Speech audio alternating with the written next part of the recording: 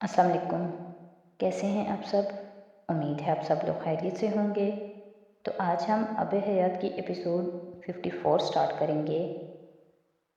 उन्होंने तुमसे एक्सक्यूज़ नहीं की? भराई आवाज़ में उसने पूछा। की थी उन्होंने। उन्हें बड़ा अफसोस था कि इस वक्त उनके पास कोई पिस्टल क्यों नहीं था या कोई अच्छा वाला चाकू, क्योंकि वो मुझे ज़िंदा सलामत देखकर बेहद नाखुश थे। उसका लहजा तंज़िया था। फिर तुमने केस क्यों ख़त्म कर दिया? तुम्हारे लिए, उसने दो टोक अंदाज में कहा। वो सर झुकाकर रोने लगी। मैं तुमसे और तुम्हारी फैमिली से कितनी शर्मिंदा हूँ मैं बता नहीं सकती। इससे तो अच्छा था वो मुझे मार देते। मैंने तुमसे कोई शिकायत की है? वो संजीदा था। नहीं, लेकिन तुम मुझसे ठीक तरह बात नहीं कर रहे। कोई भी नहीं कर रहा। मैं कल रात से ख़वार हो रहा था। मुझे तो तुम रहने दो। मुझे इस हवाले से तुमसे कोई शिकायत नहीं, बल्कि जहाँ तक मेरी फैमिली का ताल्लुक़ है तो वो थोड़ा बहुत तो रिएक्ट करेंगे। ये फितरी बात है। 2-4 हफ्ते गुजर जाएं, फिर सब ठीक हो जाएंगे, उसने रसानियत से कहा। अमामा ने भीगी हुई आंखों से उसे देखा। वो उसे देख रहा था। मेरी कोई इज्जत नहीं करता। सालार ने उसकी बात काट दी। ये तुम कैसे कह सकती हो? किसी ने तुमसे कुछ कहा? पापा ने, मम्मी ने या किसी और ने? किसी ने कुछ नहीं कहा, लेकिन सालार ने फिर उसकी बात काट दी। और कोई कुछ कहेगा भी नहीं तुमसे। जिस दिन तुमसे कोई कुछ कहे तब कहना कि तुम्हारी इज्जत नहीं करता कोई। वो बेहद संजीदा था। मैं तुम्हें कभी अपने बाप के घर भी नहीं लेकर आता अगर मुझे ये खदशा होता कि तुम्हें इज्जत नहीं मिलेगी। तुमसे शादी जैसे भी हुई थी मेरी, तुम मेरी बीवी हो और हमारे सर्कल में ऐसा कोई नहीं जो ये बात नहीं जानता। अब ये रोना धोना बंद करो, उसने कदरे झगड़ने वाले अंदाज में कहा। 6:30 बजे की फ़्लाइट है, सो जाओ अब। उसने आंखें बंद कर लीं और उसका चेहरा देखने लगी। कुछ भी कहने की बजाय वो उसके सीने पे सर रख कर लेट गई, ये परवाह किए बगैर कि उसके सर रखने से उसके कंधे में तकलीफ़ हो सकती है। वो जानती थी वो इसे कभी नहीं हटाएगा और सालार ने इसको नहीं हटाया। बाजू इसके गिर्द हायल करते हुए उसने दूसरे हाथ से लाइट ऑफ कर दी। मम्मी ठीक कहती हैं, उसके सीने पर सर रखे उसने सालार को बड़बड़ाते सुना। क्या? वो चौंकी। तुमने मुझ पर जादू किया हुआ है। वो हंस पड़ी। इस वाक़े के चंद हफ्तों बाद वो लाहौर में भी बड़े मुहतात रहे, लेकिन आहिस्ता आहिस्ता हर डर और खौफ ख़त्म होने लगा। अमामा की फैमिली की तरफ से इस बार इस तरह की धमकियां भी नहीं मिली थीं जैसी अमामा के चले जाने के बाद वो सिकंदर को देते थे। पुलिस स्टेशन में तस्फिया के दौरान सिकंदर ने हाशिम मुबीन को साफ साफ बता दिया था कि सालार और अमामा को किसी भी तरह पहुंचने वाले नुकसान की जिम्मेदारी वो हाशिम के ख़ानदान के अलावा किसी पे नहीं डालेंगे। सालार ने ठीक कहा था। कुछ अरसा बाद उनकी फैमिली का रवैया भी अमामा के साथ ठीक हो गया। तैयबा की तलखी भी ख़त्म हो गई और इसमें ज़्यादा हाथ अमामा का ही था। वो फितरतन सुलहजो और फर्माबरदार थी और एहसानमंद होने के लिए इतना काफ़ी था। वो इस इंसान की फैमिली थी जो उसे सर पे उठाए फिरता था। कोई वसीम हाशिम साहब मिलना चाहते हैं आपसे। अपनी ऑफिस की कुर्सी में झूलता सालार एकदम साकित हो गया। कहाँ से आए हैं? इस्लामाबाद से। कह रहे हैं कि आपके दोस्त हैं, रिसेप्शनिस्ट ने मज़ीद बताया। भेज दो। उसने इंटरकॉम रख दिया और ख़ुद सीधा होकर बैठ गया। वसीम के आने का वहाँ मकसद क्या था? वो कुछ देर सोचता रहा, फिर कुर्सी से उठकर दरवाजे की तरफ बढ़ा। तब वसीम दरवाज़ा खोलकर अंदर दाखिल हुआ। एक लम्हे के लिए दोनों साकित हुए, फिर सालार ने हाथ बढ़ाया।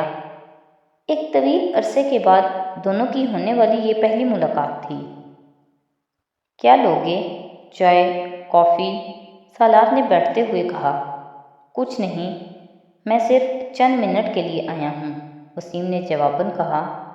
وہ دونوں کسی زمانے میں گہرے دوست تھے، لیکن اس وقت ان کو اپنے درمیان موجود تکلف کی دیوار کو ختم کرنا بالکل مشکل لگ رہا تھا۔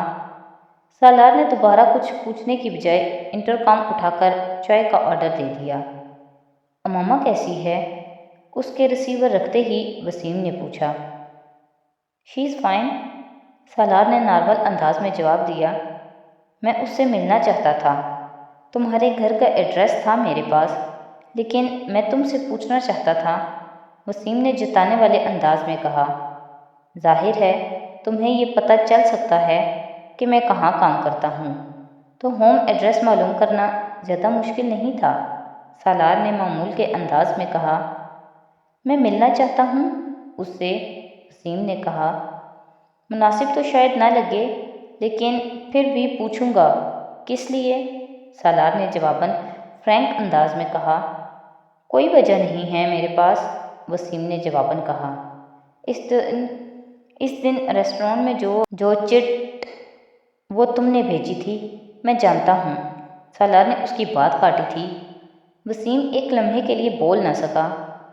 تم نے اور امامہ نے جو کچھ کیا وہ بہت غلط کیا، لیکن اب جو بھی ہوا وہ ہو چکا۔ میں امامہ سے ملنا چاہتا ہوں۔ تمہاری فیملی کو پتہ ہے؟ سالار نے پوچھا۔ نہیں، انہیں اگر پتہ چل گیا تو وہ مجھے گھر سے نکال دیں گے، سالار اس کا چہرہ دیکھ کر رہ گیا۔ سچ اور جھوٹ جانچنے کی کوشش کر رہا تھا۔ اس کی نیت کیا تھی وہ یہ اندازہ نہیں کر سکتا تھا، لیکن وہ اور امامہ ایک دوسرے کے بہت قریب تھے، وہ یہ جانتا تھا، لیکن سالار کے لیے پھر بھی یہ مشکل تھا کہ اسے ملنے کی اجازت دے۔ وسیم، میں نہیں سمجھتا کہ اب اس کا کوئی فائدہ ہے۔ امامہ میرے ساتھ خوش ہے، اپنی زندگی میں سیٹلڈ ہے۔ میں نہیں چاہتا وہ اپسیٹ ہو جائے یا اسے کوئی نقصان پہنچے۔ میں نہ تو اسے اپسیٹ کرنا چاہتا ہوں، نہ ہی اسے کوئی نقصان پہنچانا چاہتا ہوں۔ میں بس کبھی کبھی اس سے ملنا چاہتا ہوں، وسیم نے بے تابی سے کہا۔ میں اس پر سوچوں گا وسیم، لیکن یہ بڑا مشکل ہے۔ میں نہیں چاہتا کہ کوئی تمہیں استعمال کر کے، وسیم نے اس کی بات کاٹ دی۔ میں بھی نہیں چاہتا کہ اسے کوئی نقصان پہنچے۔ ایسی کوئی خواہش ہوتی تو اتنے سالوں میں تم سے پہلے رابطہ کر لیا ہوتا۔ میں جانتا تھا وہ شادی کر کے تمہارے ساتھ گئی تھی، تم انوالو تھے پورے معاملے میں، لیکن میں نے فیملی کو یہ نہیں بتایا۔ سالار ایک لمحے کے لیے ٹھٹکا، پھر اس نے کہا، وہ اتنے عرصے سے میرے ساتھ نہیں تھی۔ نہیں ہوگی، لیکن وہ تم سے شادی کر کے گئی تھی، یہ میں جانتا تھا۔ میں سوچوں گا وسیم، سالار نے بحث کرنے کی بجائے پھر وہی جملہ دہرایا۔ وسیم مایوس ہوا تھا۔ میں 2 دن کے لیے ہوں لاہور میں، اور یہ میرا کارڈ ہے، میں اس سے واقعی ملنا چاہتا ہوں۔ وسیم نے کارڈ اس کے سامنے ٹیبل پر رکھ دیا۔ اس رات وہ خلاف معمول کچھ زیادہ ہی پریشان تھا۔ مما نے نوٹس کیا، لیکن وجہ معلوم نہیں تھی اس کو۔ وہ کھانے کے بعد کام کرنے کے لیے معمول کے مطابق اسٹڈی میں جانے کی بجائے اس کے پاس آ کر لاؤنج میں بیٹھ گیا۔ 5-10 منٹ کی خاموشی کے بعد امامہ نے بالآخر ایک گہرا سانس لے کر اسے کہتے سنا، امامہ، اگر تم وعدہ کرو کہ تم خاموشی اور تحمل سے میری بات سنو گی، آنسو بہائے بغیر، تو مجھے تم سے کچھ کہنا ہے۔ وہ چونک کر اس کی طرف متوجہ ہوئی۔ کیا کہنا ہے؟ وہ کچھ حیران تھی۔ وسیم تم سے ملنا چاہتا ہے، اس نے بلا تمہید کہا۔ وہ ہل نہ سکی۔ وسیم میرا بھائی؟ امامہ کے لہجے میں بے یقینی تھی۔ سالار نے سر ہلا دیا اور اس کو اپنی آج کی ملاقات کی تفصیلات بتانے لگا، اور اس دوران برسات شروع ہو چکی تھی۔ سالار نے بے حد تحمل کا مظاہرہ کیا۔ اس کے علاوہ وہ اور کس چیز کا مظاہرہ کر سکتا تھا؟ تم نے کیوں اسے یہاں آنے نہیں دیا؟ تم اسے ساتھ لے کر آتے۔ اس نے ہچکیوں میں روتے ہوئے اس کی بات کاٹی۔ مجھے پتا تھا وسیم مجھے معاف کر دے گا، وہ بھی مجھے اتنا مس کرتا ہوگا جتنا میں اس کو مس کرتی ہوں۔ میں تم سے کہتی تھی نا کہ وہ… سالار نے اس کی بات کاٹی۔ جذباتی ہونے کی ضرورت نہیں ہے اماما، میں نہیں جانتا کہ وہ کیوں ملنا چاہتا ہے تم سے، لیکن اس کے تمہارے ساتھ ملنے سے بڑے نقصان دہ نتائج بھی برآمد ہو سکتے ہیں۔ سالار اس کے آنسوؤں سے متاثر ہوئے بغیر بولا تھا۔ وہ وسیم کے حوالے سے واقعی خدشات کا شکار تھا۔ کچھ نہیں ہوگا، مجھے پتا ہے کچھ نہیں ہوگا، وہ بہت اچھا ہے۔ تم اسے فون کر کے ابھی بلا لو۔ میں اسے کل بلواؤں گا، لیکن وہ اگر کبھی اکیلے یہاں آنا چاہے یا تمہیں کہیں بلائے تو تم نہیں جاؤ گی، سالار نے اس کی بات کاٹتے ہوئے کہا۔ اور میں ایک بار پھر دوہرا رہا ہوں، نہ وہ یہاں اکیلا آئے گا، نہ تم اس کے فون کرنے پہ کہیں جاؤ گی، سالار نے بڑی سختی سے اسے تاکید کی۔ میں اس کے بلانے پہ کہیں نہیں جاؤں گی، لیکن اس کے یہاں آنے پر کیوں اعتراض ہے تمہیں؟ اس نے احتجاج کیا۔ وہ میرے گھر پر ہوتے ہوئے آئے، مجھے کوئی اعتراض نہیں، لیکن وہ اکیلا یہاں نہ آئے، وہ تو خیر ہے، میں نیچے سیکیورٹی والوں کو بھی بتا دوں گا۔ وہ میرا بھائی ہے سالار۔ اماما کو بے عزتی محسوس ہوئی۔ جانتا ہوں، اسی لیے تم سے یہ سب کہہ رہا ہوں۔ میں تمہارے حوالے سے اس پر یا کسی پر بھی اعتبار نہیں کر سکتا، لیکن تم مجھے صرف یہ بتاؤ، تمہیں اس سے ملنا ہے یا نہیں؟ اگر تمہیں بحث کرنی ہے اس ایشو پر تو بہتر ہے وسیم آئے ہی نہ، سالار نے اسے جملہ مکمل کرنے نہیں دیا۔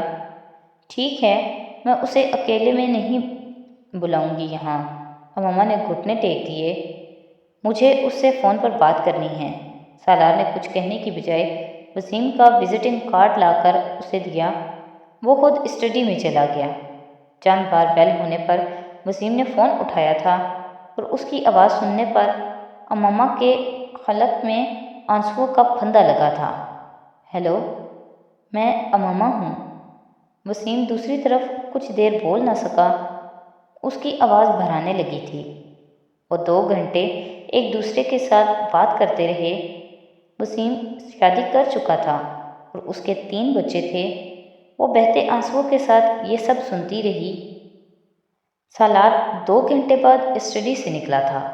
وہ اس وقت بھی فون کان سے لگائے سرخ آنکھوں کے ساتھ فون پر وسیم سے گفتگو میں مصروف تھی۔ وہ اس کے پاس سے گزر کر بیڈ روم میں چلا گیا تھا اور اماما نے ایک بار بھی اسے سر اٹھا کر نہیں دیکھا۔ وہ اس کا انتظار کرتے کرتے سو گیا۔ فجر کی نماز کے لیے جب وہ مسجد جانے کے لیے اٹھا تو وہ اس وقت بھی بستر پر نہیں تھی۔ لاؤنج میں آتے ہی وہ کچھ دیر کے لیے ہل نہ سکا۔ وہاں کا انٹیریئر راتوں رات بدل چکا تھا۔ تم ساری رات یہ کرتی رہی ہو؟ سالار پانی پینے کے لیے کچن میں گیا تھا تو اس نے کچن کے فرش کو کیبنٹ سے نکالی گئی چیزوں سے بھرا ہوا پایا۔ اس کا دماغ گھوم کر رہ گیا۔ کیا؟ وہ اسی طرح کام میں مصروف اطمینان سے بولی۔ تمہیں پتہ ہے کیا کرتی رہی ہو تم؟ سالار نے پانی کا گلاس خالی کر کے کاؤنٹر پہ رکھ دیا اور باہر نکل گیا۔ بیرونی دروازے تک پہنچ کر وہ کسی خیال کے تحت واپس آیا تھا۔ اماما، آج سنڈے ہے اور میں ابھی مسجد سے آ کر سوؤں گا۔ خبردار تم نے بیڈ روم کی صفائی اس وقت شروع کی۔ پھر میں کس وقت صفائی کروں گی بیڈ روم کی؟ میں نے وسیم کو لنچ پہ بلایا ہے، اماما نے پلٹ کر کہا۔ سالار کی چھٹی حس نے بروقت کام کیا تھا۔ بیڈ روم کی صفائی کا وسیم کے لنچ کے ساتھ کیا تعلق ہے؟ وہ حیران ہوا تھا۔ تم نے اسے بیڈ روم میں بٹھانا ہے؟ نہیں، لیکن وہ اٹکی تھی۔ اماما، بیڈ روم میں کچھ نہیں ہوگا، مجھے سونا ہے آ کر ابھی۔ اس نے اماما کو ایک بار پھر یاد دہانی کرائی تھی۔ یہ سامان لا دینا مجھے سونے سے پہلے، کھانے کی تیاری کرنی ہے مجھے۔ اماما نے کاؤنٹر پہ پڑی ایک لسٹ کی طرف اشارہ کیا۔ میں فجر کی نماز پڑھنے جا رہا ہوں اور یہ سامان تمہیں سو کر اٹھنے کے بعد لا کر دوں گا۔ تو آج کی ایپیسوڈ یہیں پہ ختم کرتے ہیں، نیکسٹ ایپیسوڈ کے ساتھ کل پھر حاضر ہوں گے۔ تو اگر آپ کو میری ویڈیوز اچھی لگ رہی ہیں تو پلیز میری ویڈیوز کو لائک کریں، میرے چینل کو سبسکرائب کریں اور اپنے فیملی اور فرینڈ کے ساتھ شیئر کریں۔ بہت شکریہ۔